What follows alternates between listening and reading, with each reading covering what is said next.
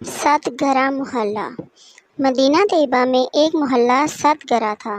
یہ لوگ بڑے مسکین اور غریب تھے۔ ہر ایک گھر میں نوبت فاقہ کشی کی تھی۔ ایک دن اتفاقاً ان میں سے ایک گھر میں ایک بکرے کی سری تحفہ آئی۔ باوجود اس بات کے کہ یہ لوگ خود بھوکے اور پیاسے تھے، لیکن خیال یہ کیا کہ ہمارا ہمسایہ ہم سے بھی زیادہ بھوکا اور فاقہ سے ہے۔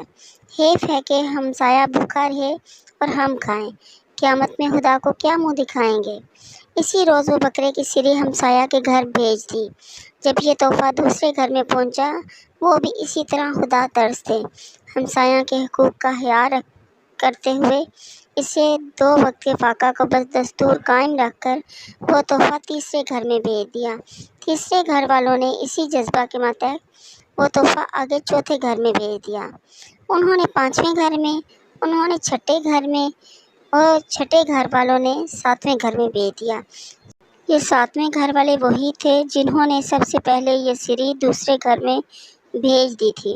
ان لوگوں نے جب یہ دیکھا کہ یہ تحفہ پھرتا پھراتا پھر ہمارے ہی گھر آ گیا ہے تو سمجھے کہ خدا نے یہ حصہ ہمارے ہی نصیب میں لکھا ہے۔ انہوں نے پکایا اور تھوڑا تھوڑا سب میں تقسیم کر دیا اور